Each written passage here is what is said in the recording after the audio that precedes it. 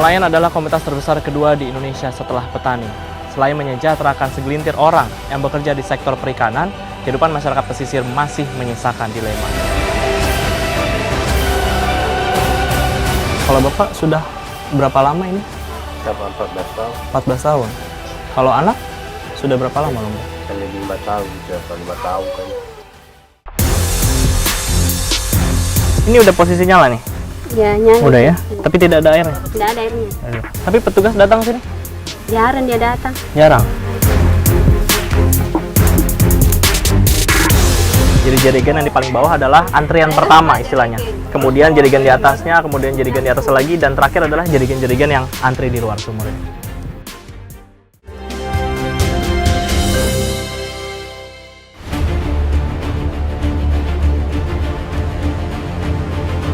90% mata pencarian penduduk Sangkarang adalah menjadi nelayan. Tripang adalah hasil laut yang paling melimpah di wilayah ini. Sejak tahun 1970-an, pulau-pulau di wilayah Sangkarang mengandalkan tripang. Konon, komoditi inilah yang berkontribusi besar dalam menyejahterakan masyarakat. Ada sekitar 80 kapal nelayan yang beroperasi untuk mencari tripang. Kami mengikuti mereka ke wilayah tangkap tripang. Jaraknya cukup jauh. Jika mengikuti siklus rutin kegiatan mereka, kapal-kapal ini bisa mengarungi lautan hingga ke perairan Kalimantan. Bahkan bukan tidak mungkin beberapa di antara mereka melaut hingga ke perbatasan Australia. Nelayan tripang sudah terbiasa tinggal di kapal selama kurang lebih 1 bulan. Tidak heran jika mendengar bahwa hasil dari melaut bisa membuat mereka meraup miliaran rupiah setiap tahunnya.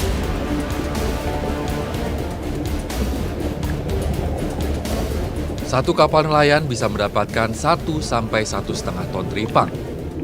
Sementara, harga per kilogramnya bisa mencapai jumlah yang fantastis. Ada beragam jenis tripang, antara lain tripang pasir, tripang gondrong, tripang biba, tripang koro, dan tripang susu. Tripang pasir dan tripang gondrong bisa terjual dengan harga Rp150.000 per kilogram. Sedangkan tripang biba dan tripang koro bisa terjual dengan harga Rp300.000 per kilogramnya. Tripang susu adalah yang paling mahal. Selain ukurannya memang paling besar, tripang susu bisa mencapai harga Rp500.000 per kilogram. Namun, di balik rezeki tripang yang menggiurkan ini, ternyata menyimpan banyak persoalan. Contoh saya sendiri ini seperti anak saya kan. Ya, anak saya kan sudah larang dia karena saya sudah rakan berapa tahun, bukan bilang 1-2 tahun. Bahkan puluhan tahun saya nelayan itu mimpi kan. Dalam ini bahkan mata saya itu sendiri yang lihat ada yang mati, ada yang lumpuh so banyak kan. Saya punya saudara bahkan ya meninggal gara-gara lumpuh, gara-gara menyelam kan di Kupa. Tapi namanya anak-anak ini ya pengaruh lingkungan kali kan sama teman-temannya akhirnya. Betul. Melihat semuanya ikut, dia juga ikut. Dengan awak kapal sekitar 10 orang, sekali dalam sebulan para nelayan bisa membawa pulang uang sebesar 8 sampai 10 juta rupiah. Hasilnya lumayan. Warga sudah bisa menyejahterakan sendiri keluarganya dengan bertumpu pada hasil laut. Tapi yang masih menjadi dilema bagi mereka adalah ancaman penyakit dan keselamatan yang mengancam nyawa mereka. Ada harga mahal yang harus dibayar untuk bisa mendapatkan penghasilan yang besar. Metode penyelaman mereka yang menggunakan selang kompresor berpotensi besar menyebabkan kematian. Para nelayan ini menggunakan alat pemompa angin sebagai selang untuk bernafas di dalam air.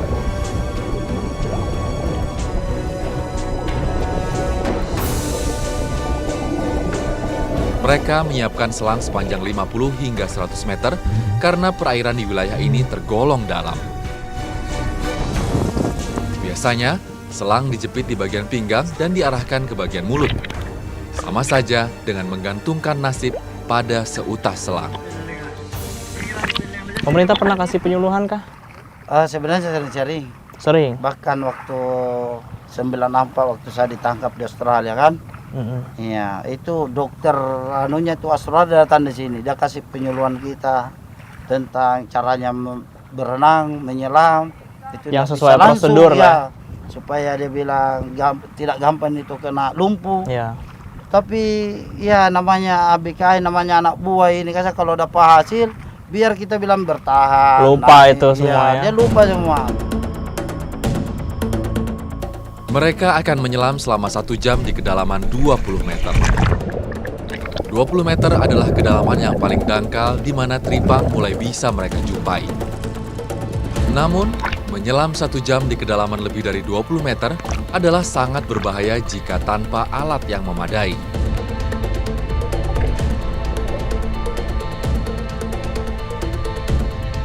Kabar nelayan tewas dan lumpuh sudah bukan barang baru di desa mereka. Lumpuh akibat keracunan nitrogen di dalam darah akibat menyelam banyak dialami nelayan. Inilah resiko yang nelayan ambil. Jika lebih memilih mencari ikan, mereka hanya bisa membawa pulang uang Rp50.000 per hari. Jauh jika dibandingkan dengan mencari teripang.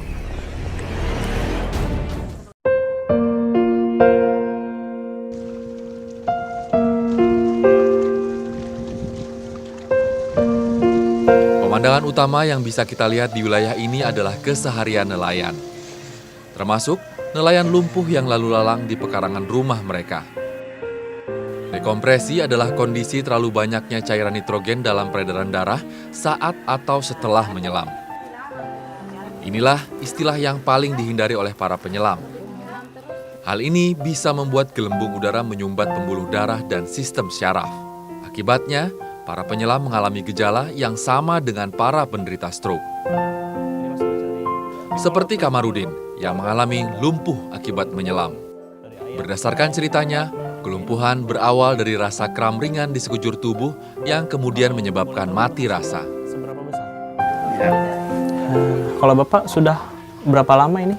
siapa 14 tahun? 14 tahun. Kalau anak sudah berapa lama lumpuh? Saya lebih 5 tahun, atau 5 tahun kayaknya. 5 tahun ya. Pernah Bapak larang awalnya? Sudah ya, tapi tidak peduli. Tidak peduli ya. Tapi kalau anak-anak yang lain, apakah ada yang ikut menyelam juga yang lainnya? Adik-adiknya gitu? Tidak, Tidak ada ya. Tidak berani atau Bapak larang memang? takut barangkali. Takut ya. Tapi kalau tetangga-tetangga sini semua banyak yang mengalami lumpuh, Iya, banyak. banyak sekali. Banyak. Mati juga banyak. Itu juga banyak. Iya. Para nelayan korban dekompresi ini mengalami mati rasa pada bagian pinggang hingga mata kaki, sehingga kaki menjadi lemas dan sulit berpijak. Kini, jangankan melaut. Untuk berjalan saja Kamarudin tidak bisa. Hasrat ingin mensejahterakan keluarga justru berakhir sedih menjadi tanggungan keluarga.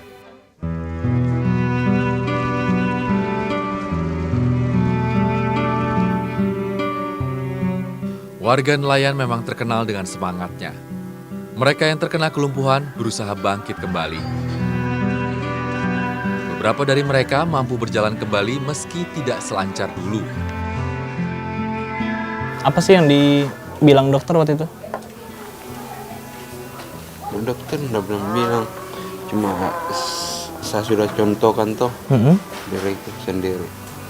Oh, abang disuruh belajar saja, belajar jalan. Tapi abang rajin ini setiap hari, biar cepat sembuh ya. Gitu. Tapi sekarang sudah baik kondisinya ya. Alhamdulillah sudah mendingan. Sudah mendingan ya. Ada beberapa hal yang salah dalam tata cara penyelaman para nelayan di Sangkarang. Udara yang dihasilkan kompresor secara langsung sangat berbeda dengan udara yang dipakai dalam tabung selam para penyelam. Udara dari kompresor pastilah tak melalui proses baku mutu udara yang disyaratkan oleh otoritas penyelaman. Udara dari kompresor bisa terkontaminasi banyak hal, mulai dari asap, minyak, hingga partikel dari mesin kompresor yang bisa merusak paru-paru. Yang paling gawat adalah jika mesin kompresor mendadak mati karena kerusakan teknis. Maka, nyawa nelayan yang tengah di dasar laut menjadi taruhannya. Tidak ada data pasti mengenai berapa jumlah penderita lumpuh di kecamatan ini. Pasalnya, pasti ada 1 atau 2 orang nelayan setiap harinya yang mengalami gejala kelumpuhan awal. Bapak Tuju misalnya, sudah 5 tahun dirinya mengalami kelumpuhan. Meski bagian pinggang hingga kakinya mati rasa, telapak kakinya masih bisa menjejak.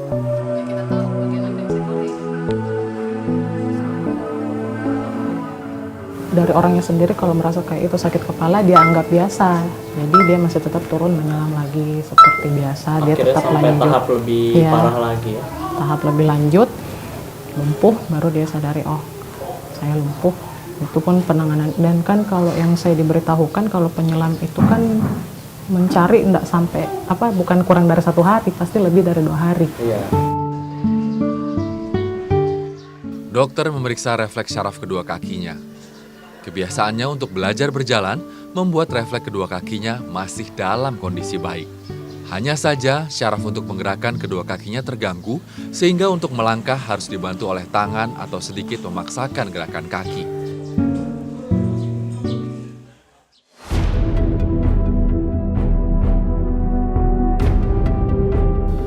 Kematian demi kematian akibat melaut sudah menjadi cerita biasa di Desa Sangkarang.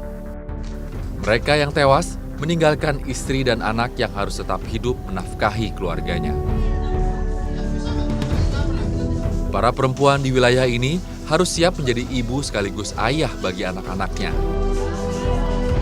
Termasuk bekerja agar anak mereka bisa merasakan pendidikan.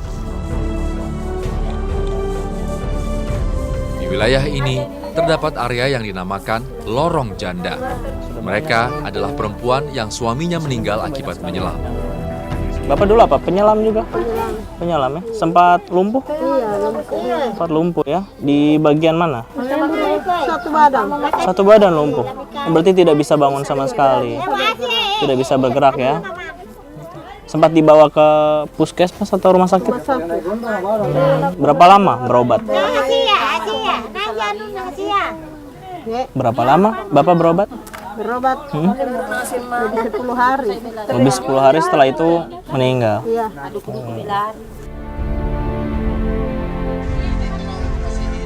Para pengepul tripang biasa mempekerjakan para janda ini agar mereka tetap dapat membiayai sekolah anak mereka.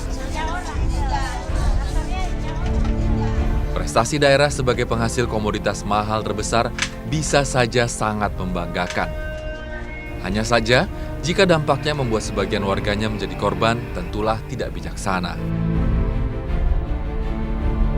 Dilema ekonomi dan kesejahteraan dengan lapangan pekerjaan yang tersedia haruslah dipecahkan jalan keluarnya, baik dari masyarakat maupun pemerintah. Nelayan adalah komunitas terbesar kedua di Indonesia setelah petani. Selain menyejahterakan segelintir orang yang bekerja di sektor perikanan, kehidupan masyarakat pesisir masih menyisakan dilema. Perlu ada regulasi disertai solusi dari pemerintah agar masyarakat bisa sejahtera tanpa terus-menerus mempertaruhkan nyawa mereka.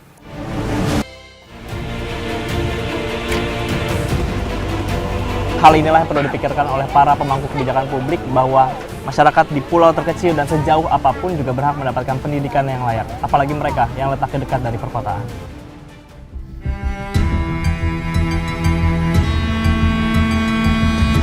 Tim Indonesiaku kali ini mengunjungi salah satu provinsi termuda di Indonesia, yaitu Sulawesi Barat. Tepatnya di kota Polewali Mandar. Dari pesisir kota, kami akan menyeberangi lautan. Nah, ini taruh depan. Oke. Pemirsa, kami akan mengajak Anda ke sebuah pulau yang letaknya tidak jauh dari kota Polewali Mandar. Tapi untuk bisa belajar dan mengenyam pendidikan, para relawan ini harus mendatangkan buku dari kota untuk menuju ke pulau mereka. Sejak berdiri tahun 2004, Provinsi Sulawesi Barat memiliki banyak sekali pekerjaan rumah. Salah satu contoh yang nyata adalah Pulau Batoa. Hanya berselang 15 menit, kami sudah tiba di seberang.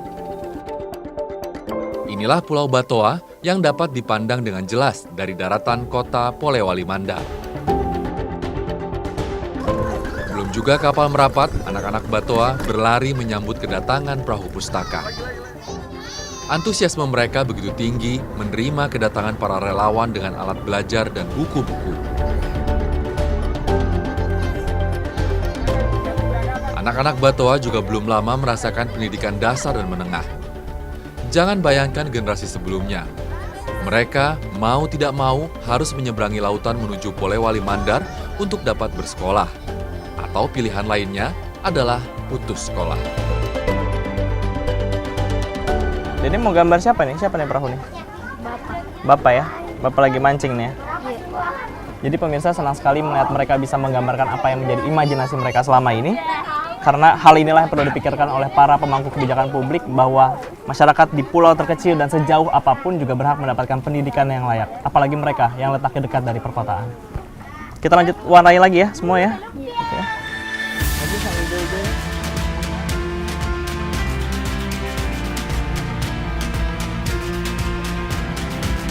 Perahu Pustaka merupakan program sukarelawan untuk meningkatkan minat baca masyarakat. Cara yang dilakukan oleh Ridwan dan kawan-kawan adalah dengan melayarkan perahu pustaka ke pulau-pulau kecil di sekitar kota Polewali Mandar. Awalnya, mereka hanya punya sebuah perahu dan beberapa buku saja. 3 tahun berjalan, kini mereka sudah memiliki 3 buah perahu dan puluhan ribu jilid buku. Donasinya mereka dapatkan dari sumbangan perorangan, sesama komunitas maupun bantuan asing. Ironisnya, pemerintah daerah baru memberi perhatian setelah nama besar perahu pustaka berkibar di dunia literasi internasional. Memang tidak mengajukan ke pemerintah karena kita lebih lihat realitas. Ini kan ada beberapa perguruan tinggi baik di Polewali Mandar sama Majene, ada Unsulbar yang negeri di Unasman juga. Saya dengar itu di Unsulbar itu yang perguruan tinggi negeri malah tidak ada perpustakaannya. Jadi mahasiswa itu banyak ke tempat kami, pinjam buku, konsultasi apa. Dan menurut beberapa teman itu, koleksi kami itu jauh lebih lengkap daripada perpustakaan daerah provinsi maupun kabupaten. Kegiatan membaca ini rutin berlangsung setiap pekan dengan durasi 2-3 jam untuk sekali kunjungan. Karena setelah dari Pulau Batoa, para relawan harus kembali membawa buku dan alat belajar ke pulau lainnya yang membutuhkan perhatian.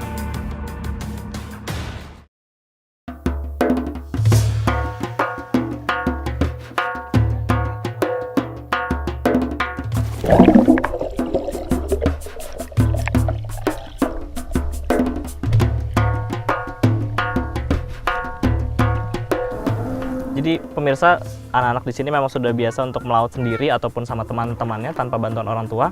Tapi kalaupun dibantu orang tua, nantinya hasilnya juga akan dijual oleh orang tua mereka ke pasar di seberang di kota Polewali Mandar. Karena jaraknya sebenarnya dekat, tapi mata pencarian mereka itulah yang membuat mereka akhirnya bisa bertahan hidup di pulau ini. Ayo Pe, kita bawa ini ke rumah Pe. Kata mereka, hasilnya lumayan. Bisa untuk membeli lauk pauk. Setidaknya 10-30 ribu rupiah uang yang bisa mereka dapatkan dari hasil menjual kerang yang telah dimasak.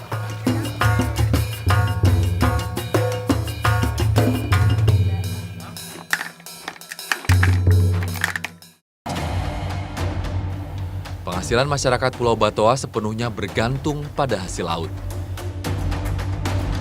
Jika musim sedang tidak bersahabat, maka warga kesulitan untuk menyambung hidup dalam waktu lama. Jika kita melihat lebih dekat, masyarakat Pulau Batoa belum bisa mengakses kebutuhan dasar dengan baik. Seperti ketersediaan air bersih yang menjadi salah satu kesulitan terbesar mereka saat ini. Pada Dusun Kapejang, dapat saya temukan warga yang hilir mudik menuju ke sebuah tempat. Saya mengikuti mereka berjalan sekitar 800 meter dari pemukiman warga. Begitu tiba, saya melihat ada banyak sekali jerigen air yang ditaruh begitu saja di sekitar sumur. Anehnya tidak ada satupun orang yang mengantri di sini. Kosong ya? Kosong aja. Nah, terus kalau airnya nggak ada, gimana? Satu hal yang membuat saya terkejut adalah tidak adanya air di dalam sumur ini. Kami hanya melihat ada sedikit genangan di dasar sumur dengan banyak jerigen bergantungan di atasnya. Berarti kalau tidak ada air ini, kita hanya taruh jerigen ini ya? Iya. Ini ya? Pulang ya? Pulangnya kosong. Pulangnya kosong, tidak bawa apa-apa ya. Pemirsa, ini adalah cara mereka untuk menentukan mana dari mereka yang berhak untuk mendapatkan air terlebih dahulu. Jadi jerigen yang di paling bawah adalah antrian pertama istilahnya. Kemudian jerigen di atasnya, kemudian jerigen di atas lagi, dan terakhir adalah jerigen-jerigen yang antri di luar sumur ini. Ayo Bu, kita tentukan antriannya di sini Bu, luar Bu.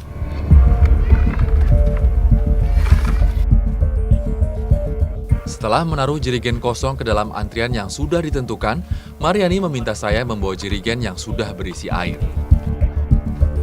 Jerigen air yang kami bawa ke rumah adalah hasil antrian air sejak 1 sampai 2 hari yang lalu. Dari sekitar 200 warga yang bermukim di sekitar sini, setiap kepala keluarga dapat mengantri sekitar 1 sampai 2 hari untuk dapat memenuhi kebutuhan air di rumahnya. Tetap saja, air adalah kebutuhan dasar yang sebenarnya tidak dapat ditunda atau tergantikan. Selain mengandalkan sumur tua di atas bukit, Mariani menunjukkan kepada saya betapa banyaknya keran air di sekitar rumah mereka. Katanya, air keran ini merupakan aliran air bersih yang disuplai dari kota Polewali Mandar melalui jalur bawah laut. Ini kah kerannya nih? Iya. Yang dari apa nih? Dari PAN. Dari PAM ya? Ini udah posisi nyala nih? Ya, nyala. Udah ya? Tapi tidak ada airnya? Tidak ada airnya. Aduh. Ini dari tahun berapa pasang? Dari 17. Dari itu sampai sekarang sudah pernah ada nyala air? 2 minggu saja, berhenti lagi. 2 minggu terus Iya, berhenti lagi? iya. Tapi petugas datang sini? Jarang dia datang. Jarang? Awalnya saya tidak percaya bahwa puluhan keran air ini mati seluruhnya. Mariani kemudian mengajak saya memeriksa langsung keran-keran air yang lain. Ini berarti semua rumah dapat Bu? Semua rumah dapat ya? Ini juga nggak nyala? Nggak nyala ya? Pemirsa, kalau Anda ada di sini, Anda bisa melihat ada banyak sekali jumlah keran. Masing-masing rumah juga dapat jatah keran dari PDAM. Tapi ternyata semuanya tidak menyala, tidak mengeluarkan air. Tapi kalau dibilang rusak tidak mungkin karena dengan jumlah yang banyak semuanya tidak mengeluarkan air ke rumah warga. Dan ini baru diberikan kepada warga tahun kemarin, tahun 2017. Jadi tidak mungkin kalau semuanya tidak menyala secara berbarengan.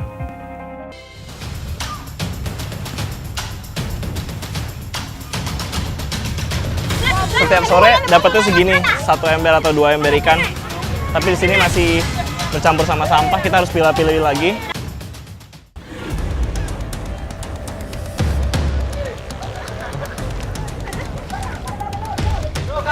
Dari mana ini Bang? Dari mana ini? Datang dari mana? Dari Lamakera semua. Mama semua dari Lamakera ini? Iya. Bawa apa aja? Bawa ikan. Bawa ikan? Ikan ini, ikan semua ini. Coba aku Saya bawa. berat nih. Ya. Apa? Taruh di kepala. Taruh di kepala. Nanti ini. Mama, mereka uang sedikit. Mama.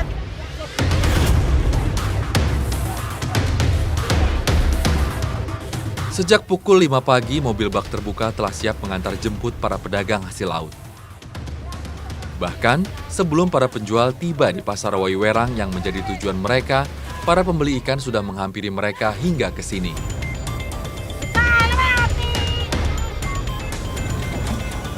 Di pelabuhan ini memang setiap harinya mama-mama dan juga para pedagang ini akan mengantarkan ikan menuju ke pasar. Dan inilah aktivitas ekonomi mereka karena paling besar sini hasilnya ya. Iya. Jadi di Flores Timur ini Pulau Adonara, Pulau Solor, Lembata itu merupakan penghasil ikan terbesar di Flores Timur. Para pedagang pun berangkat menuju ke Pasar Wayu-Werang. Jaraknya tidak sampai 1 kilometer dari pelabuhan.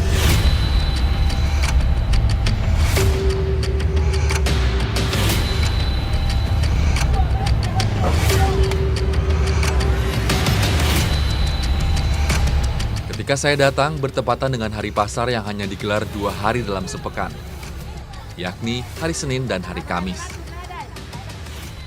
Pada 2 hari ini artinya ada lebih banyak jumlah pedagang dibandingkan hari-hari lain.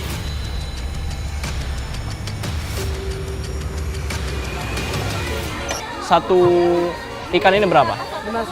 5.000. Tapi setiap hari ini laku? Laku ya? Kadang laku, kadang juga tidak. Kadang laku, kadang tidak. Dari satu ikan ini aja, mereka bisa dapat hampir 1 atau hampir setengah juta rupiah.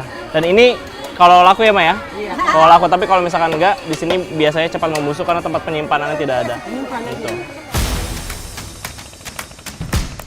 Untuk membuktikan besarnya potensi perikanan di sini, saya berjalan ke pesisir selatan Pulau Adonara.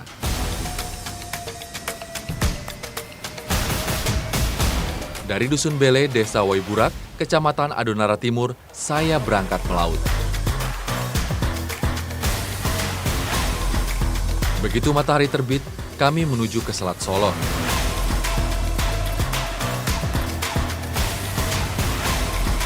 Satu jam perjalanan, kami berhenti di titik-titik yang telah ditentukan. Nelayan Adonara sudah paham betul di mana mereka harus berhenti dan mulai memancing. Banyaknya burung-burung di permukaan air di depan sana tuh jadi tanda buat para nelayan kalau di bawahnya biasanya banyak ikan tongkol ataupun ikan-ikan kecil. Kita lihat ada ikan-ikan kecil sini dan kita akan ke depan sana untuk coba pancing pakai kail ini. Kita ke depan, Bang. Ke depan. Lepas ini ya.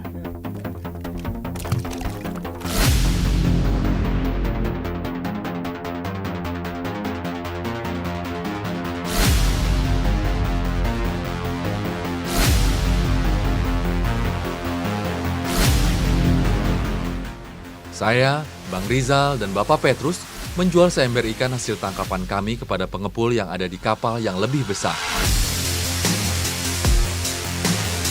Lautan di Flores Timur dengan luas mencapai hampir 4.000 km persegi tentu menjadi anugerah bagi masyarakat yang tinggal di sekitarnya. Ikan tak hanya menjadi barang konsumsi, tapi juga komoditi yang menghasilkan pundi-pundi rupiah. Yang menarik tidak hanya mereka yang berusia paruh baya saja yang berangkat melaut hari ini. Anak-anak berusia 7-15 tahun ini pun turut melakukan bongkar muat ikan. Ada 3 anak yang saya temui di sini. Dengan asiknya, mereka membantu awak kapal melepaskan satu persatu ikan yang tersangkut di jaring milik mereka. Berdua tidak sekolah kah? Sekolah. Sekolah juga. Kelas berapa? Saya SMP kelas 3. Oh, SMP kelas 3. Hari ini tidak sekolah? Berhenti dulu. Berhenti dulu. Tapi sore nanti sekolah kah? Apa tidak? Tidak. Oh tidak, hari ini memang tidak masuk sekolah. Nah.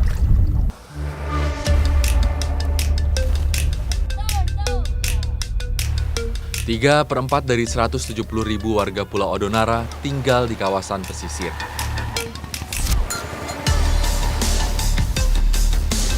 Bisa dibilang, untuk mendapatkan penghasilan, mereka tak perlu terlalu jauh melaut, melainkan ibarat menangkap ikan di pekarangan rumahnya saja.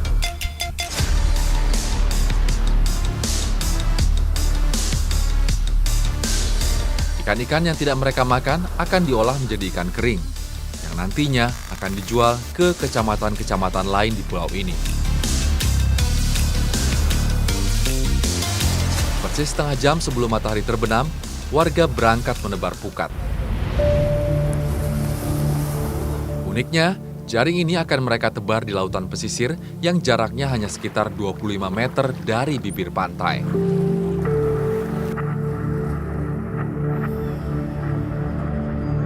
Setahu saya, sulit menjaring ikan di lautan pesisir yang terlalu dekat dengan bibir pantai. Apalagi, jaring ini hanya membentang sepanjang 500 meter saja.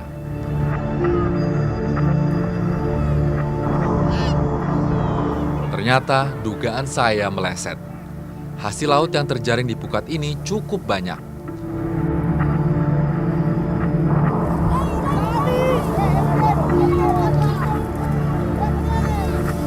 Tarik-menarik pukat di pesisir pantai sore ini menunjukkan kepada saya betapa melimpahnya hasil laut di sini.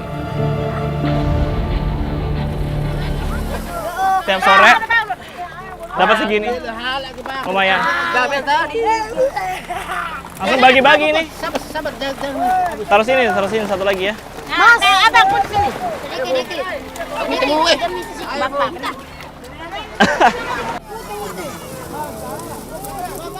Ini ikan namanya kawel. setiap sore dapatnya segini, 1 ember atau 2 ember ikan. Tapi di sini masih bercampur sama sampah, kita harus pilih-pilih lagi ikan-ikannya.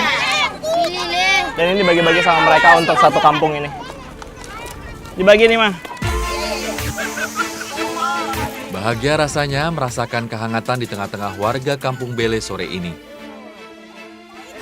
Siapa yang menarik jaring paling keras berhak mendapatkan ikan paling banyak.